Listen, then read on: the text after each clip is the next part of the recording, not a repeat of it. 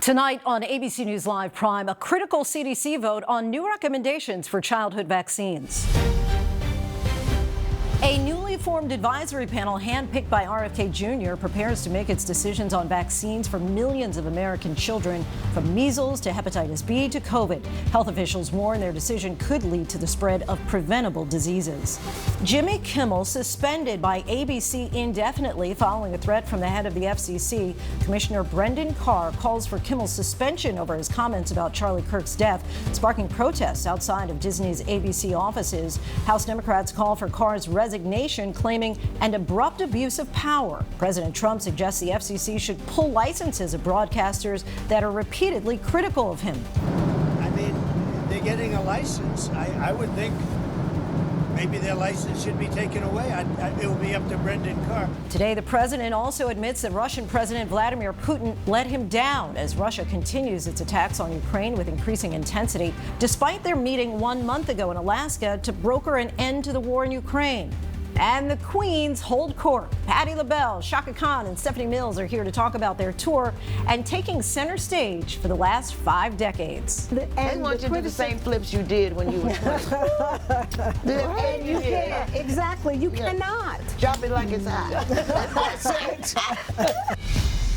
From ABC News World Headquarters in New York, this is Prime with Linsey Davis. Good evening, everyone. I'm Linsey Davis. Thank you so much for streaming with us. Tonight, we're following several major stories, including new developments after Disney ABC suspended late-night talk show host Jimmy Kimmel. The suspension came hours after FCC Commissioner Brendan Carr called for Kimmel's suspension over his comments about Charlie Kirk's death.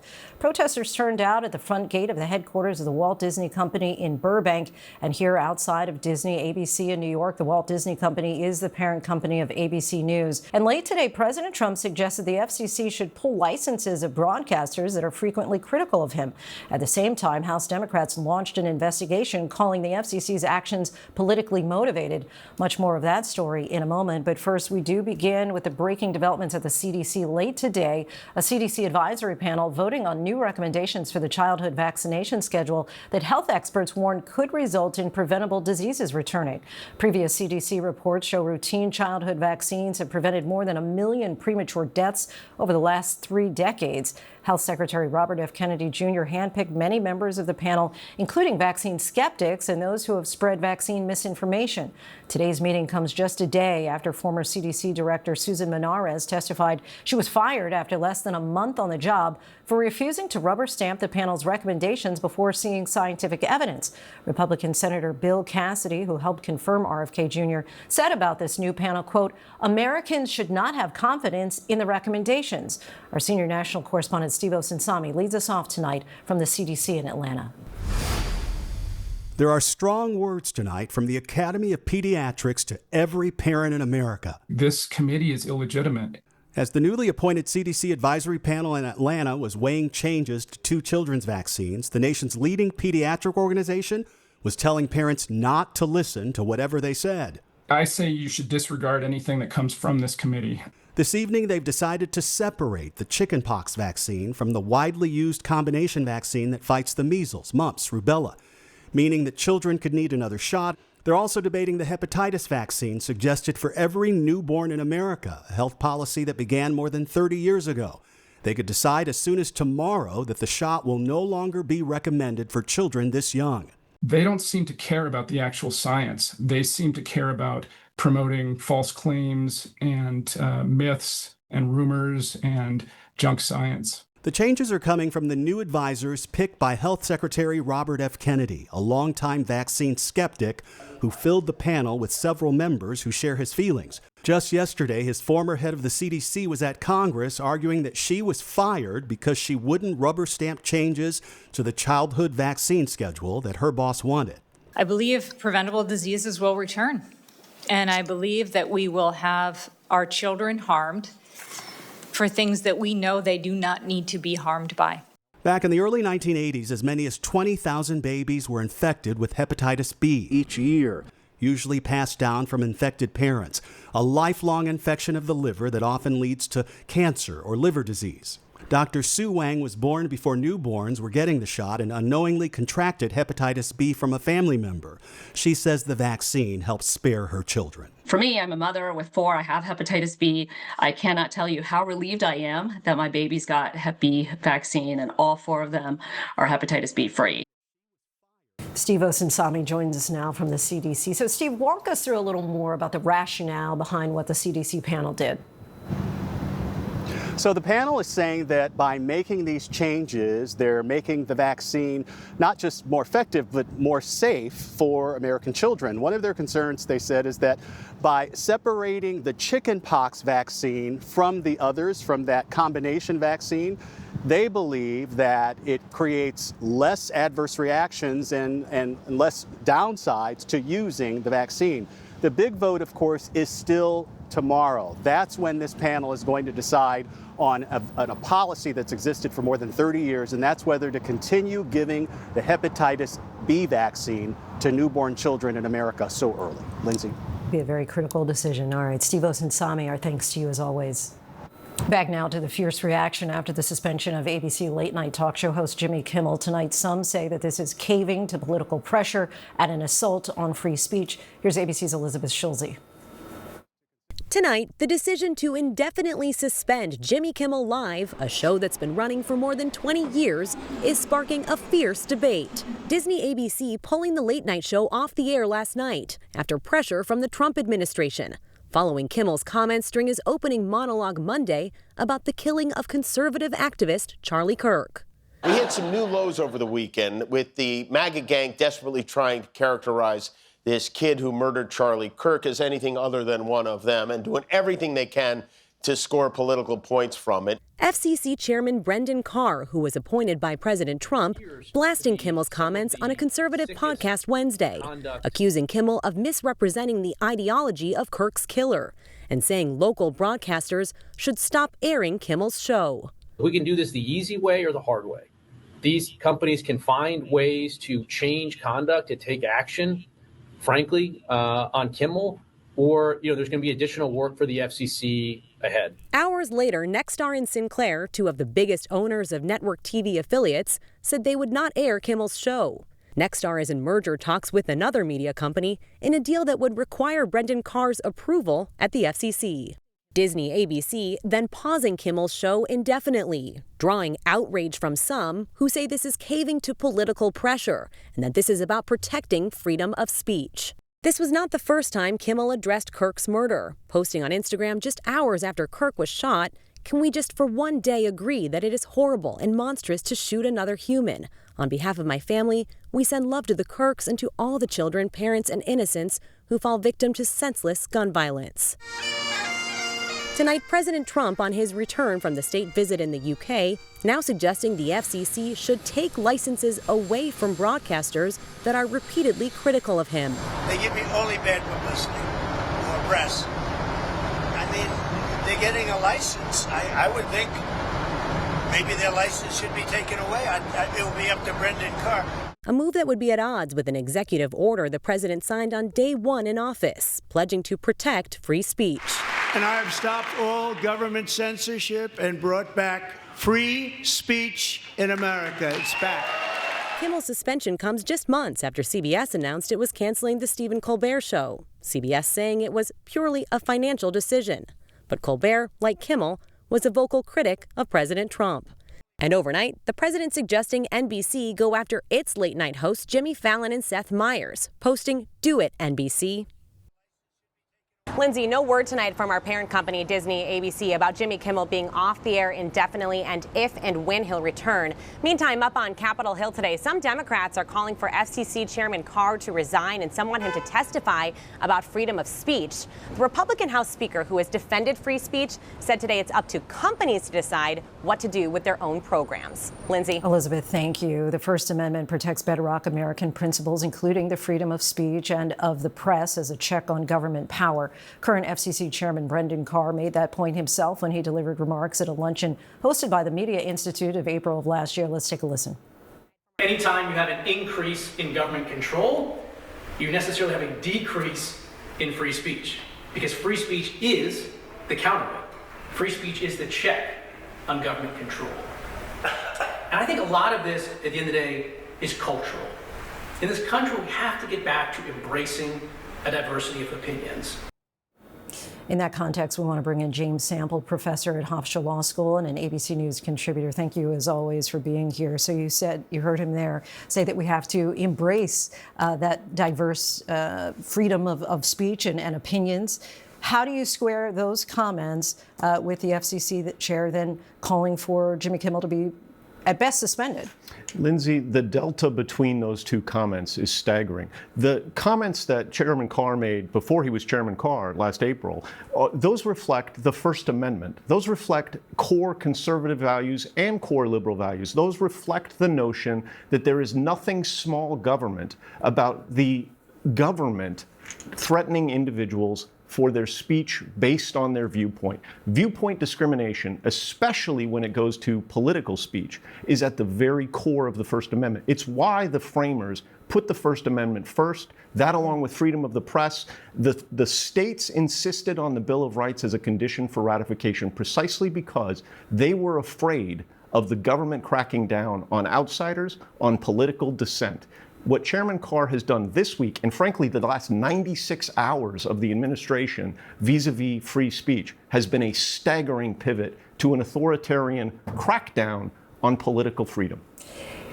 Obviously, there have always been limitations on freedom of speech. You can't go into a theater and yell fire, right? But do you feel that what Jimmy Kimmel said in his monologue would be for protected speech under the First Amendment? You know, there's an old adage that political satire, and particularly over the last 50 or so years, the notion of late night talk shows and comedy political satire is at the core. If an administration, it actually speaks well of America when its comedians and its talk show hosts can make fun, can poke fun at the president, at an administration, at leadership, even in serious situations. What Jimmy Kimmel said was actually a reflection of what was going on in the country at the time, because this story, obviously Jimmy Kimmel also said that the death of Charlie Kirk was a tragic, horrible, horrible thing.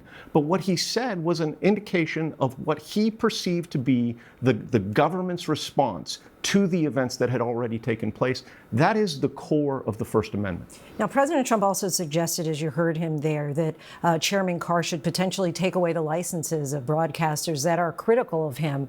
Your reaction to that? Well, President Trump earlier this week even threatened ABC's Jonathan Karl for saying that, and said that Karl had hate in his heart.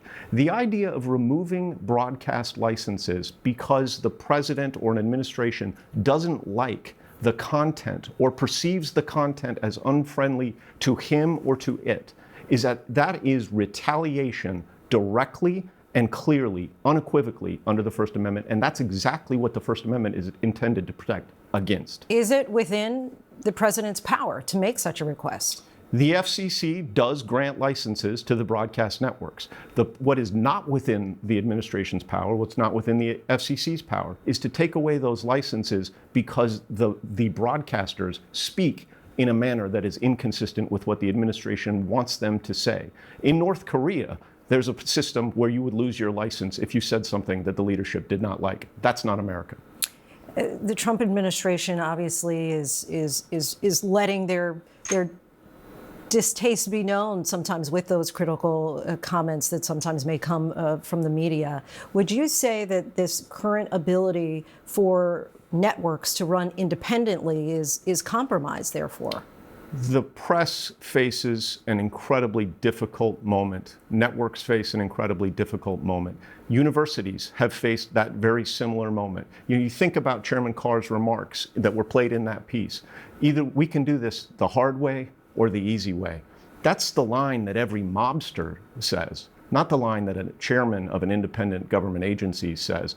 In the face of that kind of pressure, it is very, very difficult. But nothing could be more important. You know, Ben Franklin said when he was supposedly leaving the framing of the Constitution and was asked, "What have we wrought?" And he answered, "A republic if you can keep it." The press and the people have the obligation to stand up for the First Amendment because the Constitution doesn't enforce itself, the people do. Hard conversations we've been having lately. James Sample, we thank you so much for your time and insight. Really appreciate it. Tonight, President Trump returns to the White House after his state visit to the UK. During his news conference with Prime Minister Keir Starmer, the president admitted that he's frustrated with Vladimir Putin about the war in Ukraine. President Trump saying that that Putin has let him down. ABC's Mary Bruce is traveling with the president. Mary? Well, Lindsay, after a two-day British charm offensive to win over President Trump, the prime minister today urging Trump to take decisive action on the war in Ukraine. Tonight, a month after he met with Russian President Putin in Alaska to broker an end to the war in Ukraine, President Trump admitting Putin let him down. He's let me down. He's really let me down. The White House said in Alaska, Putin promised Trump he would sit down with Ukrainian President Zelensky. That hasn't happened. And Russia's attacks on Ukraine have only intensified, Russia even launching drones into NATO territory. Tonight, British Prime Minister Keir Starmer saying the U.S. and NATO allies need to meet the moment. We have to put extra pressure on Putin, and it's only when the president has put pressure on Putin that he's actually shown any inclination to move. So we have to ramp that pressure up. The past 2 days, a British charm offensive to win Trump over. King Charles himself making the case. Our countries have the closest defense, security and intelligence relationship ever known. Today, as tyranny once again threatens Europe, we and our allies stand together in support of Ukraine to deter aggression and secure peace. But Trump today unwilling to commit. Though he has threatened Russia with new sanctions, he hasn't gone through with them. And now Trump seeming to move the goalposts, saying the U.S. will only act if NATO countries stop buying oil from Russia. I'm willing to do other things, but not when the people that I'm fighting for are buying oil from Russia. Mary Bruce joins us now from outside Buckingham Palace. So, Mary, what else did the president announce today? Yeah, well, Lindsay, in other news, the president announcing that he wants the U.S. to regain Bagram Air Base in Afghanistan, which the Taliban has controlled since the U.S. withdrew its forces back in 2021. The president citing its strategic location in relation to China, but Trump didn't give any details as to how he plans to make this happen. Lindsay? Mary Bruce for us from the UK. Thanks so much, Mary. The Federal Trade Commission in 7 states are suing Ticketmaster and its parent company Live Nation. According to the FTC, Ticketmaster controls 80% or more of the primary ticketing for major U.S. concert venues. The FTC is accusing Ticketmaster of using deceptive pricing tactics and earning hundreds of millions of dollars by selling tickets that were illegally acquired by brokers. We've reached out to Ticketmaster for comment. There are new developments in the investigation involving the well-known singer David. Police searched his home overnight and removed items after identifying the body of a 15-year-old girl found in the trunk of his Tesla. Here's our Trevor Alt now from Los Angeles. Tonight, law enforcement sources say the LAPD spent hours searching the Hollywood Hills home of star singer David after they say the remains of a missing teen girl were found inside the performer's Tesla. Detectives removing multiple items from the home overnight, including a computer. Police say the Tesla had been abandoned not far from there. It's a little weird to see a car that I haven't seen here for a long time. Had a big dent on it, had a Texas plate on it. So all a little odd. On Wednesday, the LA Medical Examiner announced the remains in the Tesla's front trunk belonged to Celeste Rivas. This image confirmed as her by police. She went missing from this Southern California neighborhood more than a year ago when she was just 13. The medical examiner is now trying to determine her cause and time of death, saying Rivas had a tattoo on her right index finger reading "shh." And while that tattoo is not uncommon, photos appear to show David with a similar tattoo on his finger. The singer's not been charged with any crime and has not made any comments so far. Tonight, David's scheduled performance at the Grammy Museum next week has been removed from the site. It comes hours after a Seattle concert was also abruptly canceled. And Lindsay, law enforcement sources say much of this case hinges on the medical examiner determining a cause of death. But given the state of the body, that is proving to be difficult. That could complicate whether this potentially changes from a death investigation to a murder investigation. Lindsay? Trevor, thank you. And another investigation is underway at Universal Theme Park in Orlando after a visitor there was found unresponsive on a roller coaster. Officials say the 32-year-old man was rushed to the hospital where he later died. The medical examiner determined he died from multiple blunt impact injuries and ruled it accidental, but did not specify what part of the body sustained injuries. Universal says the ride will remain closed while the investigation is ongoing. Next to the images coming in that show a small jet skidding off the runway in Kentucky and slamming into a home. Here's ABC's Aaron Katursky. Tonight, the shocking scene outside Paducah, Kentucky, a plane skidding off the runway after landing, crashing through a perimeter fence, crossing a highway and into a house. Dozens of first responders rushing to the scene. The aircraft continued through a grassy area, through a fence, across Kentucky Highway 58, and then into a residential structure. A woman inside, thankfully, was not hurt. The two-engine Cessna jet was headed from the St. Louis area to Mayfield-Graves County Airport. That highway the plane skidded across shut down. Our thanks to Aaron Katursky. Now to new reporting in the shooting of 5 police officers in Pennsylvania. 3 officers were killed, 2 remain in critical condition. Late today, the district attorney described the shooting as a brutal ambush, saying a stalking suspect armed with an AR-15 style rifle opened fire as the officers went to arrest him. Here's ABC's Mola Lange. Tonight, new details in the brutal ambush that authorities say left 3 Pennsylvania law enforcement officers dead and 2 critically injured. There is one motive that is clear for everything, and that is the hateful scourge of domestic violence. Yesterday afternoon, authorities say they were attempting to serve an arrest warrant for Matthew Ruth, facing charges of stalking his ex-girlfriend and prowling around her home with an AR-style rifle the night before. Authorities returning to the home in North Cadorus Township, about an hour south of Harrisburg, locating the suspect who, they say, ambushed the officers, spraying them with gunfire. The actor repeatedly fired at the officers with multiple rounds from an AR-15 styled rifle with a suppressor. 2 officers transported to the hospital in critical condition. 1 seen here, transported by medevac. The shootout continuing. The suspect shot and killed by police. 3 officers later dying from their injuries. Detective Sergeant Cody Becker, Detective Mark Baker, and Detective Isaiah Emenheiser were all killed. Overnight, a solemn procession for the fallen officers, remembered tonight as heroes. Well, Linsey, authorities discovering that the suspect began his rampage by killing his ex-girlfriend's family dog. Now, we should also note that serving warrants is known to be one of the most dangerous tasks for law enforcement officers. Linsey? Mola, thank you. President Trump is asking the Supreme Court to allow him to remove Lisa Cook from the Federal Reserve Board. President Trump fired Cook last month after alleging that she had committed mortgage fraud. The president today filed an emergency appeal with the United States Supreme Court after a lower court order temporarily blocked the removal of Cook as a governor on the board. The Supreme Court is likely to seek a response from Cook before making a decision. Spirit Airlines announcing that it will cut the amount of routes by 25% starting in November. The struggling budget carrier also warns that layoffs are possible. Spirit filed for bankruptcy for a second time last month. The airline faces rising costs and mounting debt. President David Davis informed employees the airline will meet with labor groups and leaders to find ways to become a more efficient competitor in the industry. Still ahead, what parents need to know about the changing recommendations for vaccinating their children. And more than 65,000 Palestinians have been killed in the Israel-Hamas war. For those trying to survive, hunger drives their desperation. We follow one man's daily struggle to find food, his 3-mile trek through the ruins of Gaza, and his plea for peace. رسالة المفوضين وللعالم بعرض الله حلونا يعني خلص كفي مش ضايل يصير فينا ايش بده يصير فينا اكثر من اللي صار فينا. Plus, a look at the latest in artificial intelligence as Meta launches its first consumer-ready glasses.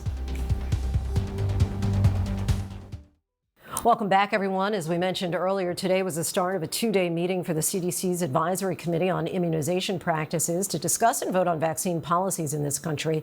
The meeting comes as a new poll from the Washington Post and Kaiser Family Foundation sheds light on the families opting to delay or skip vaccinations altogether for their children. Let's take a look at that Washington Post KFF poll by the numbers. 1 in 6 parents in the poll said that they delayed or skipped some vaccines for their children, excluding COVID and flu shots. That includes 46% of parents who reported homeschooling homeschooling a child, and 36% of those identifying as white and very religious. That share of parents also includes 22% of those identifying as Republican, the highest percentage by political affiliation. As for why those parents delayed or skipped vaccines, 67% said concerns about side effects were a major reason, and more than 50% said other major reasons included not trusting that vaccines were safe and feeling that not all recommended vaccines were necessary. We should also note that parents in the poll overwhelmingly believe polio and MMR vaccines were important for children to have, but were more divided on COVID and flu vaccines. No new major studies in recent years have shown any new risks from established vaccines. Parents, nonetheless, are expressing more reluctance. And joining us now is a scientist popularly known as Dr. Knock on social media, where he addresses science and health content and debunks misinformation. Morgan Sweeney, thanks so much for joining us. So in our last segment, we just listed some of the reasons that parents gave for delaying or skipping their kids' vaccines altogether, including possible side effects, concerns about if they're safe, or feeling not all the recommended shots were actually necessary. What's your reaction to these reasons? I would start by saying it's legitimately a very confusing environment right now to figure out what is true in health, right? You may get different information from cable news, from your doctor, from social media. You may not have a background in science, and it's legitimately extremely difficult to figure out what is a true representation of the medical evidence right now. So, I understand where people are coming from. This is amidst a backdrop of decreased trust in institutions we're seeing broadly, across the backdrop. And people are getting more news from social media now than ever. Pew Research does a great poll every year looking at what fraction of people get their news and their education from social media. It's over 50% of American adults. And if you think about what type of content is incentivized to perform well on social media, it's what's emotionally engaging. It's what's fun to watch. It's not necessarily what is medically and scientifically accurate. And so there's this fundamental misalignment of incentives between where we're getting most of our information and what is scientifically correct. The panel today voted against recommending the combined MMR and chickenpox shot for children under the age of 4, saying that those in that age range should get the shots separately. Of course, none of these votes are final until Secretary Kennedy or the acting CDC director signs off. But can you explain what exactly this means for parents who are trying to get their children vaccinated? Sure. So this one is kind of a minor change, most likely, because already many pediatricians were giving separately the MMR vaccine and then the MMRV as the second dose in that series. However, what you're dealing with is concerns of access. And so we're taking away it as being even an option for people to get, because when you get that combined vaccine, now you're only getting 1 poke instead of 2.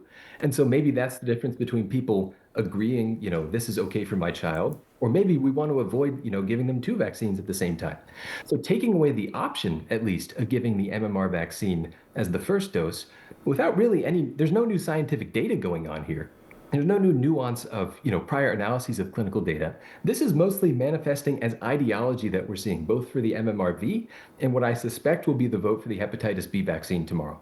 A vote is coming tomorrow on the hepatitis B vaccine and whether to continue longstanding recommendation that all babies get the shot at birth, regardless of whether the mother has Hep B or not. If they vote to change this, what ultimate impact could this have?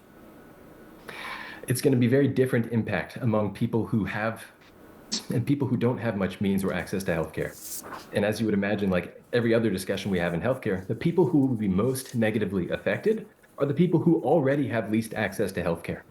So the reason it's important to give the hepatitis B vaccine at birth is because around 15 to 16% of pregnant women don't get tested during the course of pregnancy. Some people just don't have reliable access to an OBGYN or the testing. And if you get infected with hepatitis B as a child, you have, I think, a 9 in 10 odds of chronic liver infection, which can lead to liver disease. And children with chronic liver infection from hepatitis B have something like a 25% chance of eventually dying from liver disease. There's no treatment, so the only way to do this is prevention. So by getting rid of dosing in the hospital when people are there, you can get them this access, and saying, oh, come back a month later, that may be fine for some populations. It's definitely not fine for some other people who never will come back, and their children will be at increased risk. And the kicker is there's no rationale for doing this. There's no clinical data showing it's more safe to delay a month than not. We have millions and millions of data points showing that the way it's currently been done is safe and effective. I shouldn't say safe and effective, that the benefits outweigh the risks. Of course, there are some small risks associated with any medical intervention. Those dramatically outweigh they are dramatically outweighed by the benefits of vaccination. So the fact that there's no new data being presented to justify these decisions, and it's purely seeming to be ideology-based, and it's going to mostly affect people who already have least access to health care, is terrible. Really helpful conversation. Morgan McSweeney, thank you so much for breaking it all down. Appreciate it. Thank you for the invitation. Coming up, it's leaf peeping season for millions excited for colorful fall foliage, but this year will be different. We'll tell you why. And Madonna is returning to her roots, what her big plans are for the next year. Welcome back, everyone. Over the past few months, Prime has reported on the many hundreds of Palestinians who in dire circumstances have been killed while trying to get food. And behind each of these faces is a story. Tonight, meet Mohammed Shahada, who takes us on a journey to one of these aid trucks. His family once owned a successful business in Gaza, and now he risks his life to feed his mother and 4 younger siblings. In tonight's Prime Focus, our Marcus Moore looks at his death-defying journey, all to feed his family.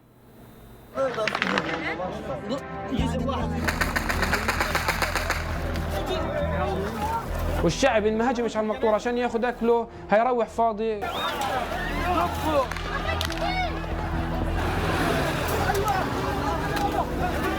كثير صارت معي يعني ما هجمش ما خاطرش في روحي اروح فاضي مكسور خاطر. صور عملوا ايوه هذا واحده.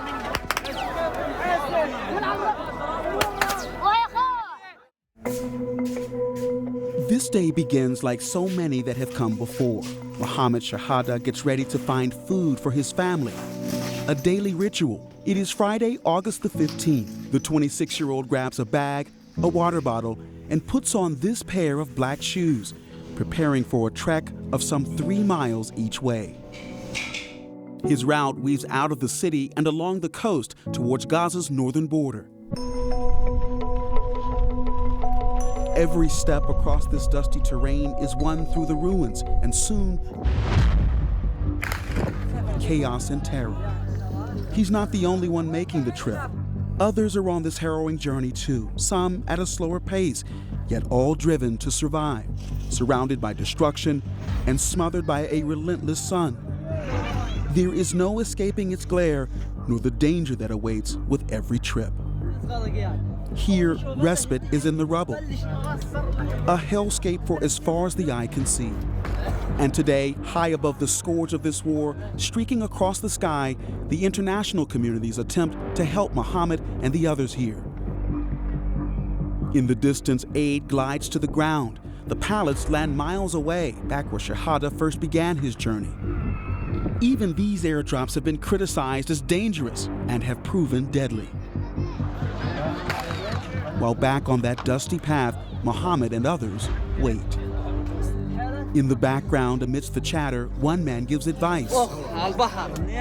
And soon, the unmistakable and menacing sound of gunfire. Some here don't even flinch, while others react in the most human way.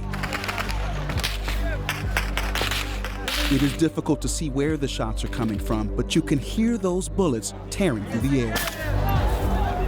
And then this moment they had all been waiting for, a dash towards a road and the approaching aid trucks. Hunger driving the desperation that runs deep in Gaza, a scene of utter misery. Amid the sounds of shots, people grab whatever they can carry from the trucks. It is absolute chaos. Yet for these souls, it is survival. And then another tense wait for more passing trucks. As they crouch down for safety, bullets whiz by just overhead, Mohammed inadvertently begins to record in slow motion, capturing the intensity and the anguish of the moment as time seems to slow. Each face telling a story. And then the crowd rushes again, swarming a truck that's carrying critical aid. This was not the driver's planned destination, and it doesn't take long for the loads to be emptied. عايش هذه مش عيشة هذه عيشة قهر وذل وجوع وتعب. Aid groups point to scenes like this as proof that more aid routes need to be opened in Gaza, that the United Nations and other groups should lead the charge, while Israel says it is still too dangerous. بالذات المفوضين ولا العالم بعرض الله حلونا يعني خلص بكفي. مش ضايل يصير فينا أكتر. إيش بده يصير فينا أكتر من اللي صار فينا. Hours after he set out for the journey, Shahada heads back home, the weight of his family's needs resting on his shoulders. Finally, at that familiar door, those once black shoes now gray with dust. His little brothers greet him in the garden. And from the bag, Mohammed reveals the hummus and sweets they will eat. Their smiles contagious, perhaps never knowing the hell their brother went through to feed them. A happy end to what passes for a normal day here. And Mohammed knows that soon he'll have to go through it all again. So many heartbreaking stories. Our thanks to Marcus for that. Coming up, the massive recall from a major automaker over a seatbelt defect, what you need to know, and the Southern University offering tuition-free education for families making less than $200,000. Stay with us. Much more ahead on Prime.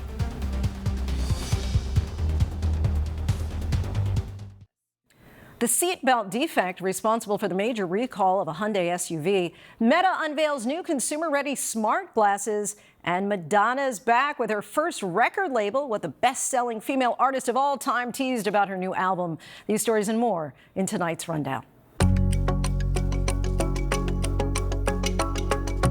Hyundai is recalling more than 560,000 vehicles due to a seatbelt defect. According to the National Highway Traffic Safety Administration, a defect in the seatbelt buckles of certain models of the Palisade SUV may fail to latch. Hyundai has received more than 500 reports of vehicles with this issue, but no reports of crashes or injuries. The agency said affected customers will be notified in the next month and then should seek a remedy at a dealership. As millions of leaf peepers prepare for the arrival of changing leaves across the country, this year's weather will impact the peak of fall foliage for some regions. As fall progresses, foliage gradually changes its colors from north to south. Much of the west and upper Midwest, as well as some spots in the Northeast, see their peak foliage by mid-October. But this year, in the west and the Northeast regions, high stress conditions for trees and drought conditions may create a short-lived and less vibrant change of foliage compared to previous years. New Jersey has become the 14th state in the country to legalize human composting as an alternative to burial or cremation.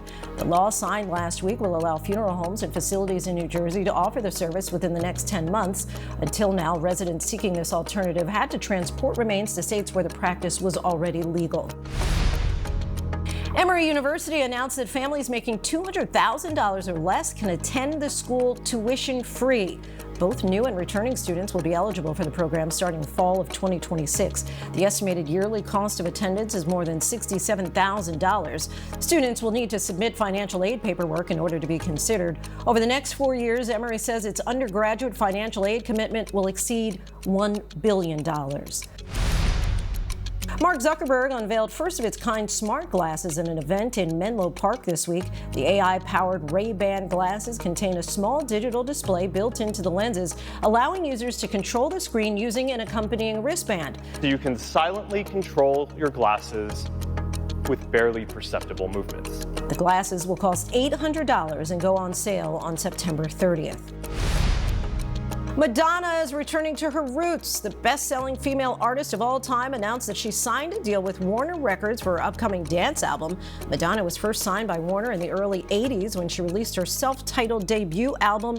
The 7-time Grammy winner said that she is excited to reunite with the label. The album is due out next year. Their names are as iconic as their unforgettable discography. Chaka Khan, Patti LaBelle, Stephanie Mills. Now you can see them on tour together, along with another legendary voice. As they head back on the road for more performances, the three queens sat down with me to not only talk about what fans can expect, but also their most iconic tracks and what keeps them coming back to the stage. 4 legends, 1 stage. They've carried us through heartbreak,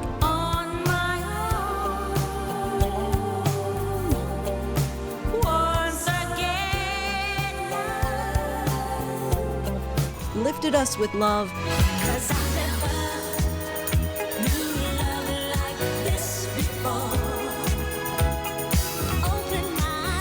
and given us timeless anthems that never go out of style.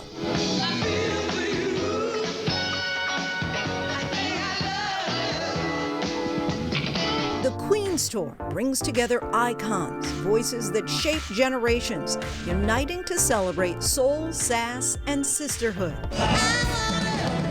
Chaka Khan, the Queen of Funk and Rock and Roll Hall of Fame inductee, known for hits like Ain't Nobody and Through the Fire.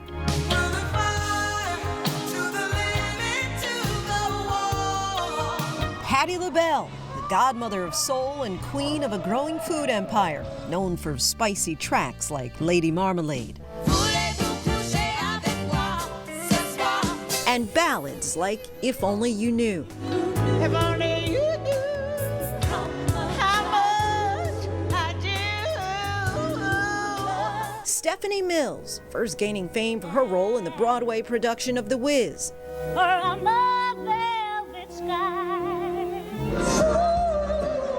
And then became a defining voice in R&B, soul, and gospel with songs like What You Gonna Do With My Lovin'. Tell me what you gonna do with my loving. And Gladys Knight, the Empress of Soul, with timeless hits like Midnight Train to Georgia. On that midnight train to Georgia. We are so excited. Fans now get to see them perform live on stage in multiple cities as part of the Queen's Tour, produced by the Black Promoters Collective. 3 of these legendary ladies sat down with me as they prepared to embark on the second leg of their tour.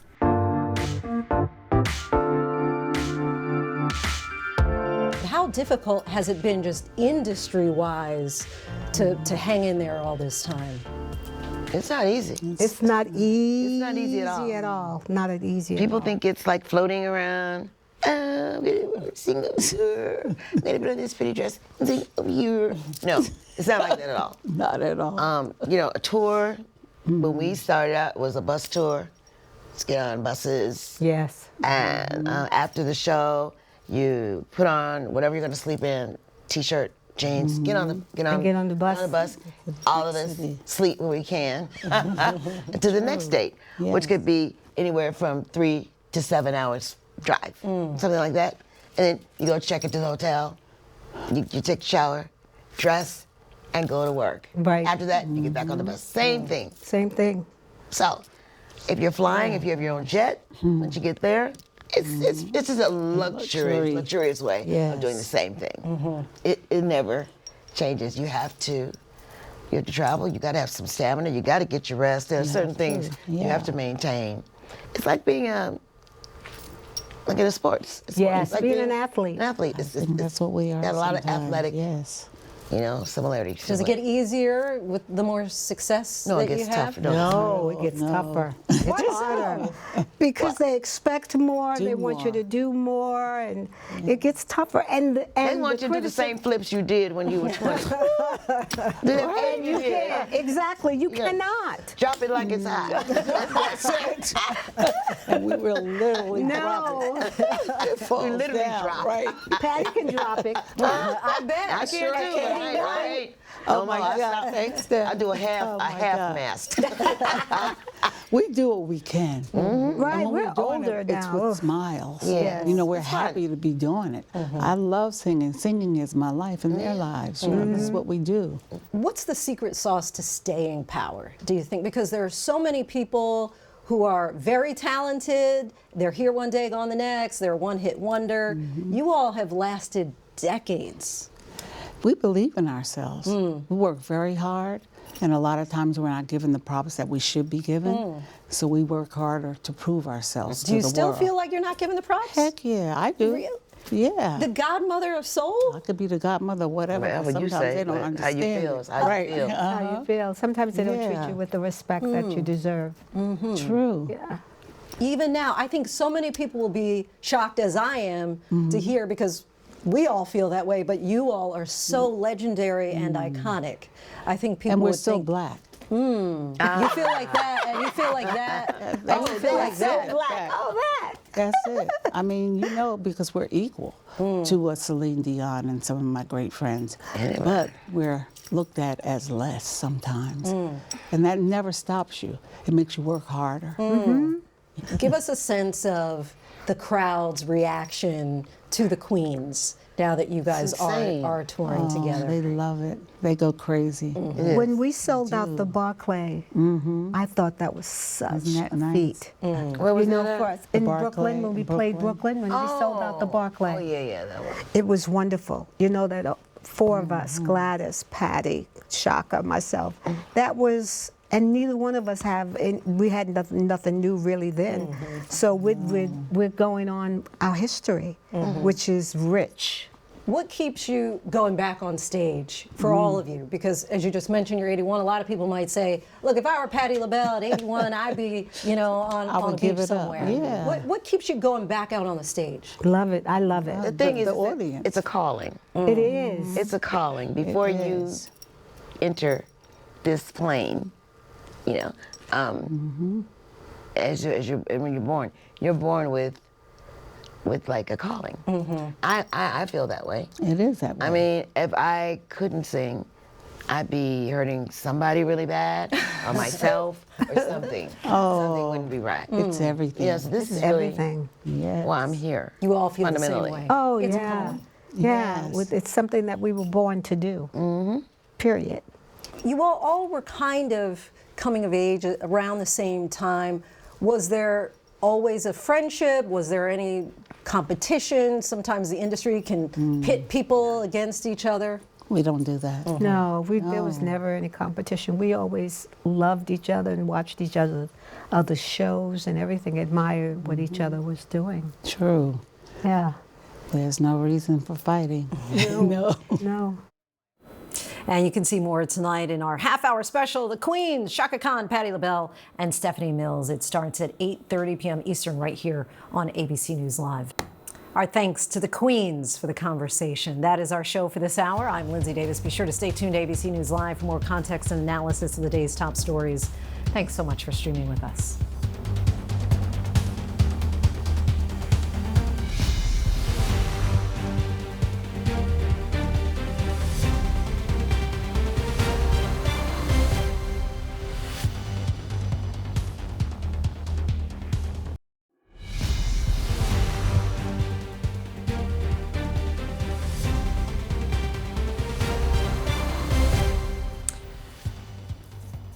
Good evening, everyone. I'm Linsey Davis. Thanks so much for streaming with us. We begin with the breaking developments at the CDC. Late today, a CDC advisory panel voting on new recommendations for the childhood vaccination schedule that health experts warn could result in preventable diseases returning. Previous CDC reports show routine childhood vaccines have prevented more than 1 million premature deaths over the last 3 decades. Health Secretary Robert F. Kennedy Jr. handpicked many members of the panel, including vaccine skeptics and those who have spread vaccine misinformation. Today's meeting comes just a day after former CDC Director Susan Menares testified that she was fired after less than a month on the job for refusing to rubber stamp the panel's recommendations before seeing scientific evidence. Republican Senator Bill Cassidy, who helped confirm RFK Jr., said of this new panel, quote, Americans should not have confidence in the recommendations. Our senior national correspondent Steve Osinsami leads us off tonight from the CDC in Atlanta. There are strong words tonight from the Academy of Pediatrics to every parent in America. This committee is illegitimate. As the newly appointed CDC advisory panel in Atlanta was weighing changes to 2 children's vaccines, the nation's leading pediatric organization was telling parents not to listen to whatever they said. I say you should disregard anything that comes from this committee. This evening, they've decided to separate the chickenpox vaccine from the widely used combination vaccine that fights the measles, mumps, rubella, meaning that children could need another shot. They're also debating the hepatitis vaccine suggested for every newborn in America, a health policy that began more than 30 years ago. They could decide as soon as tomorrow that the shot will no longer be recommended for children this young. They don't seem to care about the actual science. They seem to care about promoting false claims and myths and rumors and junk science. The changes are coming from the new advisors picked by Health Secretary Robert F. Kennedy, a longtime vaccine skeptic who filled the panel with several members who share his feelings. Just yesterday, his former head of the CDC was at Congress arguing that she was fired because she wouldn't rubber stamp changes to the childhood vaccine schedule that her boss wanted. I believe preventable diseases will return, and I believe that we will have our children harmed for things that we know they do not need to be harmed by.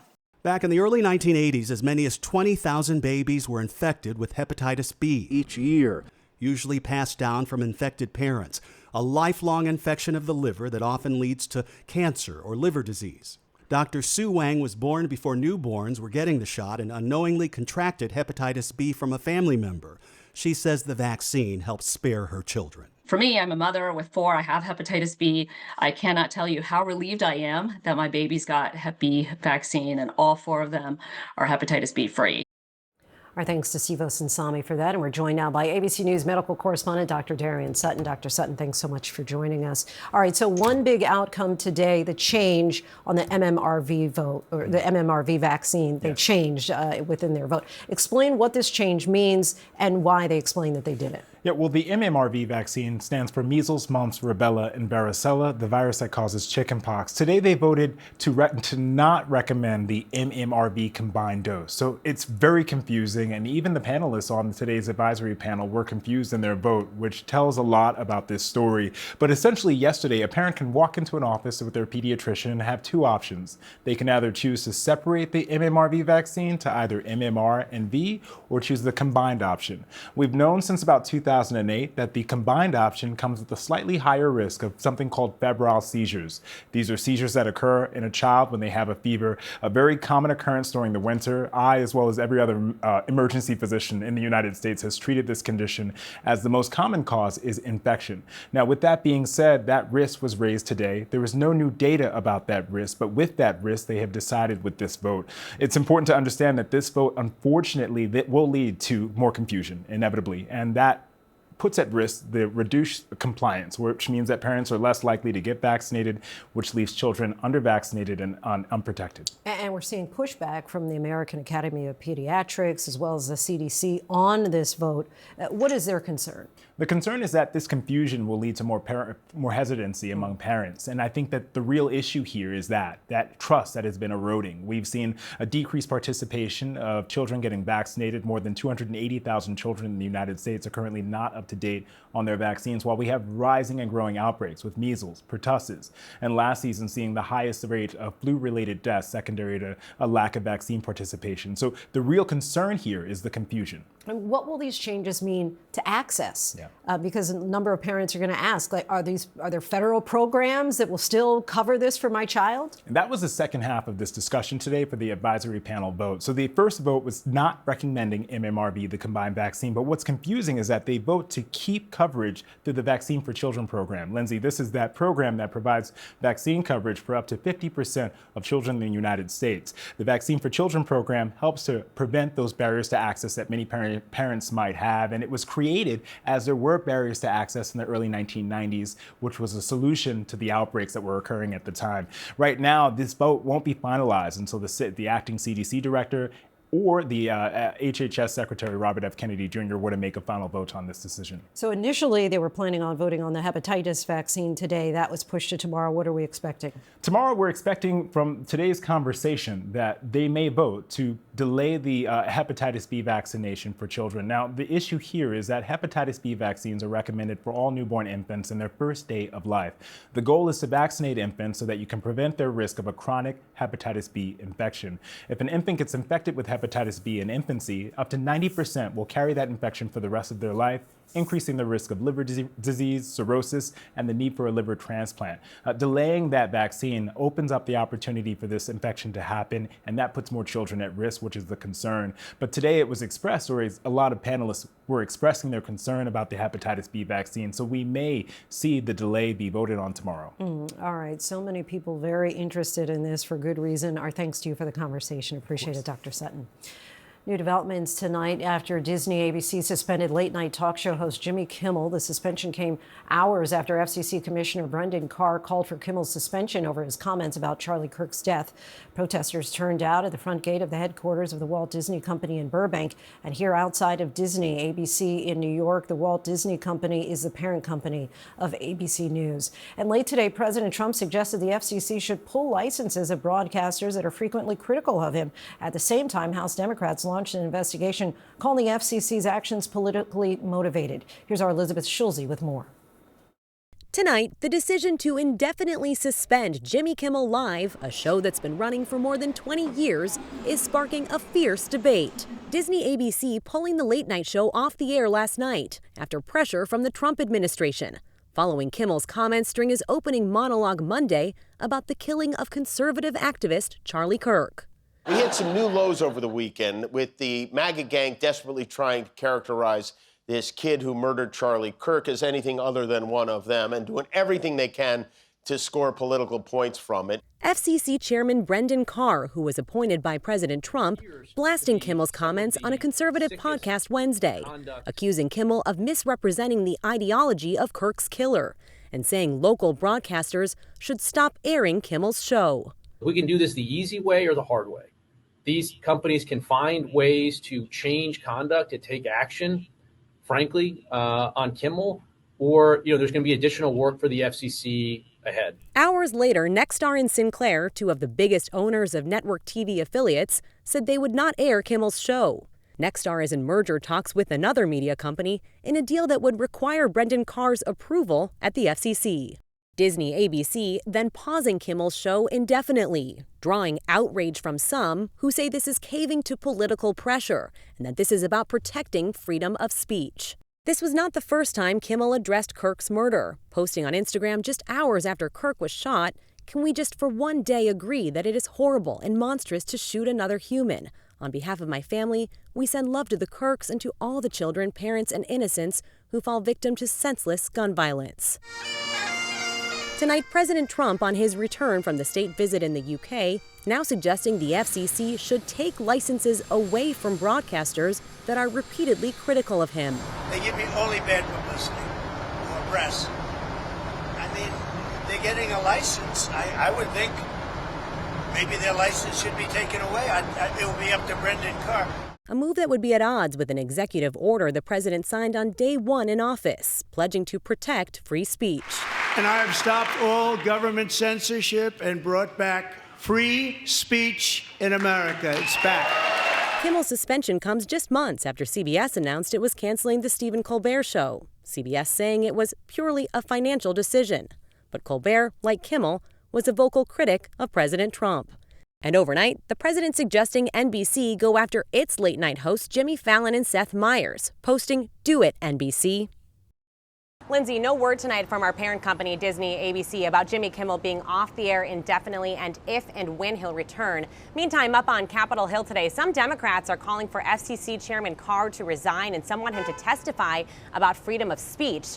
The Republican House Speaker, who has defended free speech, said today it's up to companies to decide what to do with their own programs. Lindsay. Elizabeth, thank you. President Trump returns to the White House tonight after his state visit to the UK. During his news conference with UK Prime Minister Keir Starmer, the president admitted he's frustrated with Vladimir Putin about the war in Ukraine. Trump says that Putin let him down. Our chief White House correspondent Mary Bruce is traveling with the president. Tonight, a month after he met with Russian President Putin in Alaska to broker an end to the war in Ukraine, President Trump admitting Putin let him down. He's let me down. He's really let me down. The White House said in Alaska, Putin promised Trump he would sit down with Ukrainian President Zelensky. That hasn't happened. And Russia's attacks on Ukraine have only intensified, Russia even launching drones into NATO territory. Tonight, British Prime Minister Keir Starmer saying the U.S. and NATO allies need to meet the moment. We have to put extra pressure on Putin. And it's only when the president has put pressure on Putin that he's actually shown any inclination to move. So we have to ramp that pressure up. The past 2 days, a British charm offensive to win Trump over. King Charles himself making the case. Our countries have the closest defense, security and intelligence relationship ever known. Today, as tyranny once again threatens Europe, we and our allies stand together in support of Ukraine to deter aggression and secure peace.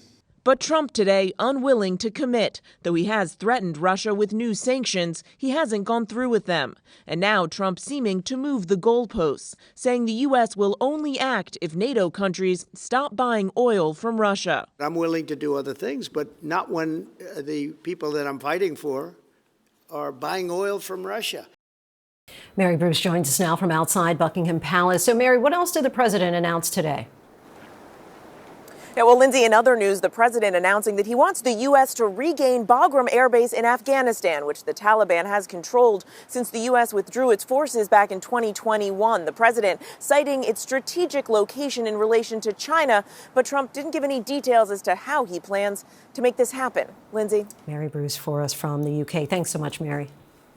After dedicating weeks to the effort, Senate Republicans tonight confirmed their first group of nominees to move under modified rules. Republicans voted last week to change the Senate rules to allow batches of nominees to be confirmed at the same time with a simple majority of votes. Tonight's 48 nominees were confirmed by a vote of 51 to 47. Among those in this group, Kimberly Guilfoyle, a former prosecutor and TV personality who was engaged to Donald Trump Jr. She was just confirmed as ambassador to Greece.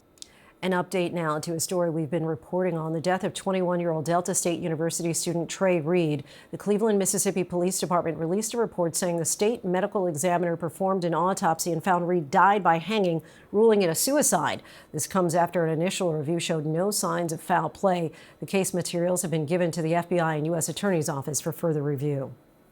We're tracking several headlines around the world. At least 14 people are missing and dozens more injured following torrential rain in a northern Indian state. Water, mud, and rocks inundated hillside communities, burying several houses under debris. Rescue teams are working to clear blocked routes, treat the injured, and search for the missing. Venezuela launched large-scale military exercise on its La Orchila island today as tensions escalate with the United States. Venezuela deployed thousands of troops, launched fighter jets, and made beach landings with amphibious tanks in a three-day show of force. U.S. forces blew up at least 2 Venezuelan boats this month, killing more than a dozen people allegedly trafficking drugs. In his first interview, Pope Leo vowed to continue some of the signature policies of his predecessor, Pope Francis, including welcoming LGBTQ Catholics and discussing the ordination of women. Of gay Catholics, he said, "You're all welcome, and let's get to know one another and respect one another." The interview was from an upcoming biography being published about the first American pope. Coming up in our Prime Playlist Shuffle, DJ John Summit is here, and he's turning up the volume, launching his own music festival that's expected to draw 50,000 fans to New York City. Plus, Eric Cedeno joins us. He's known for his infectious laugh and comedic skits. How he's saddling up for his next chapter with the launch of his podcast, Wild Wild Web.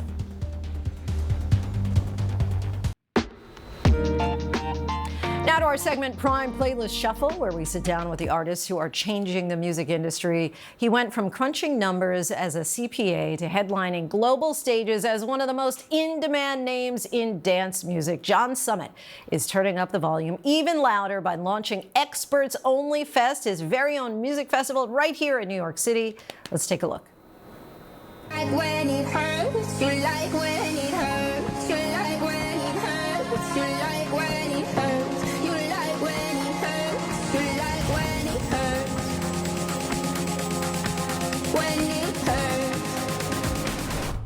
City is getting ready for that big party. John Summit joins us now in studio. Thank you so much for joining us. Thank you for having me. I'm not used to being in a studio like this. So surrounded by all of the experts only and your name and the big walls, right?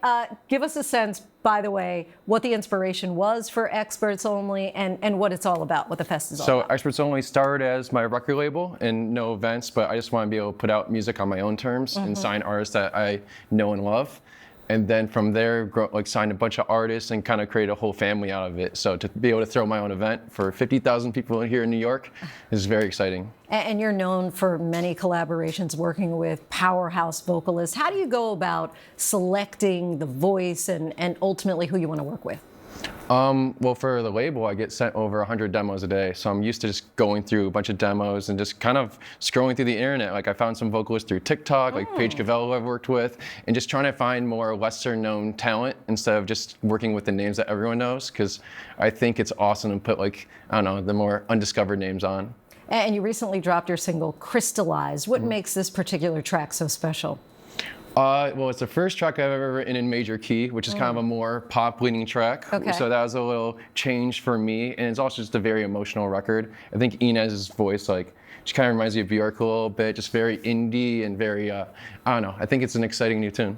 And you started making tracks in your bedroom during COVID. What kind of advice would you give to people who are just starting out and trying to get into the music industry? I think it's going to be very tough. It takes months and years to learn how to make music, and it'll probably suck at first. Like, my music was terrible for years, but just don't give up. I mean, every artist I know that just kept going and really kept trying has been successful in the end. You're also a big runner. We see you there on Strava. Any chance that we might see your own private running club or personal running club at some point? I might do a little pop-up run tomorrow. Yes. So I think New York City is one of the best cities in the world for that. So I gotta stay in shape, especially for these long DJ sets. I mean, I DJ sometimes for 8+ hours. So wow. Yeah, the endurance really comes into play. Well, speaking of that, what can people who attend Experts Only expect? A lot of different artists from full spectrum of house and techno. Some newer acts I've been putting on, some established legends, so like Green Velvet, Pete Tong, Cascade, and just a big community event. I feel like everyone there is there for the music, not just there to, grab videos and whatnot. So I think it's fun, multiple stages, little activations throughout, and yeah, I'm super excited. We can all use the fun right about now. John Summit, we thank you so much for joining us. Experts Only Fest hits New York City this September 20th through the 21st, and you can listen to John Summit's complete musical discography wherever you stream your music. Coming up, a special Hispanic and Latin American Heritage Month edition of TikTok with Eric Cedeno, aka Rico Taquito, how this wig-wearing creator says his heritage has empowered him to advocate for the Mexican community and beyond. Welcome back, everyone. We turn now to a special Hispanic and Latin American Heritage Month edition of TikTok, where we take a closer look at the story behind the sensation. Eric Cedeno, aka Rico Taquito, is known to his 1.2 million followers on TikTok as the wig-wearing creator whose humor is as comforting as FaceTiming your best friend. Now he's saddling up for his next chapter, a brand new podcast series titled Wild Wild Web, a digital rodeo exploring the internet's most iconic moments and creators. Let's take a look. This town ain't big enough for... What did you say? I said... This town ain't big enough for... Oh my God, I don't have any service out here. Can you share the Wi-Fi? I'm trying to upload my podcast. Lord have mercy. I love Lord. She's so fun. Eric joins us now in studio. So good to have you here. Oh my God, so happy to be here. So you are known for your humor and relatability. Some people call you TikTok's favorite bestie. What do those labels mean for you? I think it's just, I feel like humor is the ultimate connector, and I'm so happy that I get to share. And I think that those labels just make me feel like I'm doing my job well, which is crazy that this is my job. So yeah, it makes me feel accomplished in a sense. So many people know you. You had a popular podcast. It was called Gay and Afraid. Mm-hmm. How will this, and that was, congratulations, nominated for a GLAAD Award. How will this Wild Wild Web be different? It's a similar kind of idea of like a guest coming on every week, but I think that internet culture is so big and vast and affects pop culture. It affects like what news is out in the world. I think that comes into play there. And I think that this is gonna touch more on culturally relevant topics every week, and I think that makes me more excited to like get people to talk about what they love about the internet, what they love about pop culture, and what got them interested in the internet in the first place. What got you interested in the internet in the first place? Because formerly you were an art director, right? And now you started kind of curating your own life. I think Vine really got me interested in the internet. That was like, I thought I was gonna make it. You did make, not on Vine. Not on Vine, but I thought I was really gonna make it on Vine, and it took a little bit longer, but I made it happen. But I think Vine was like my first experience of people like being silly in 6 seconds and making a joke in 6 seconds, making it really quick and digestible. And that's kind of what I love to do, make a joke really quick and have people laugh with me. Your work often weaves in your Mexican ancestry and your LGBTQ identity. What other stories would you like to be able to use your platform to tell? I think that, I love using my platform as visibility that you can be queer and Mexican and proud. And I think that regardless of how much I talk about it, I'm always going to be representing those two things really well, as best as I can, So I think that I'll continue to tell stories about my personal identity as time goes on. Is that yes, totally okay. makes sense. Yeah. Yes, and also you're kind of getting beyond TikTok now, right? With doing some long form pieces, Yeah. some acting off social media. Tell us about what you're working on.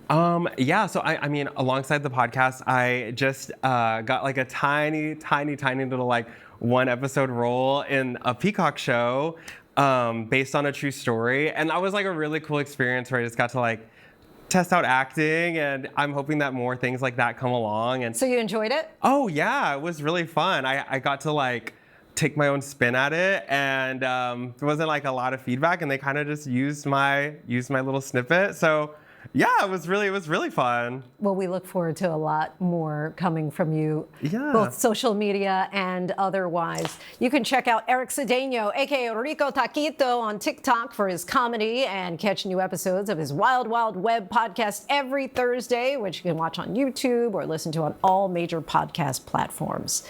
And that is our show for this hour. I'm Linsey Davis. Be sure to stay tuned to ABC News Live for more context and analysis of the day's top stories. Thanks so much for streaming with us.